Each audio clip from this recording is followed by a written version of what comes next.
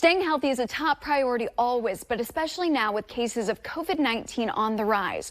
One way to support your health is through good nutrition and by feeding your body foods that are full of antioxidants. St. Luke's Nutritional Health Coordinator Lucas Sherbert shows us how to make breakfast fun and healthy with a frittata.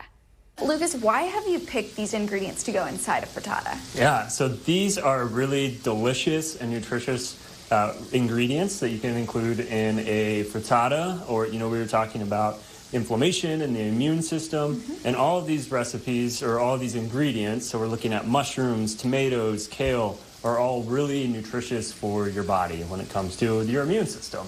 Okay, and it looks like you started out sauteing those mushrooms. We got these going, yep. So mushrooms are really good, especially for your immune system, because they're full of vitamin D. There aren't many food sources of vitamin D other than mushrooms, some meats, and even liver, so if you like liver, and then egg as well. So that's why we're doing some mushroom in our frittata. And what a frittata is, it is basically an egg bake or an egg omelet that you're making in your saute pan, and then you're going to throw in the oven, bake it, and it'll be nice and delicious and ready for you to go. So we're going to saute our mushrooms that we have here. We have those sliced. We're going to do those about 5 minutes or so. They're going to get nice and cooked down. And then we have some other ingredients that we're going to throw in with our veggies. We have a shallot that I've gone ahead and chopped up. So we'll throw that in and get it ready to go. If we're thinking about boosting our immunity, why would kale be a good option? So the simplest way to help your immune system is going to be just eat more vegetables and eat more fruits and vegetables. But we want to make this a little bit more fun here. So we're going to get in our leafy greens. Leafy greens, so kale, your spinach, your Swiss chard, which we have all of these here, are going to be really nutritious whenever it comes to the antioxidants that they contain and a lot of the other nutrients in there. So going to be really great for the immune system. We'll just throw in a little bit, and even though this may look like a lot, it'll really start to cook down. We're going to be throwing in some oregano, and so if you have, say, any of your garden herbs that you have out there, this is a great way to use those. Lots of different nutrients and benefits to different garden herbs that you may have.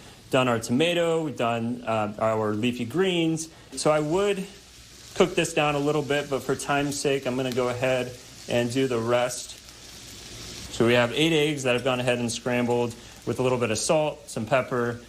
We did some coconut milk was in this one, is what I had in the fridge, but you could use really any alternative milk or even milk itself if you do dairy. And then, like I said, some oregano, which is really great, adds great flavor. But again, what I love about the frittatas is you can add whatever you have in your kitchen and it'll still be delicious. So we're just going to pour it around our veggies. I'm actually going to turn off our stove at this point because when we're going to cook it, we're going to throw it in the oven. So I would just throw in your eggs, make sure that is really in the whole pan and all around separated. And then we're going to throw on our tomatoes on top. And then I have some chive here, which I think adds really delicious flavor and just kind of pretty to see on top.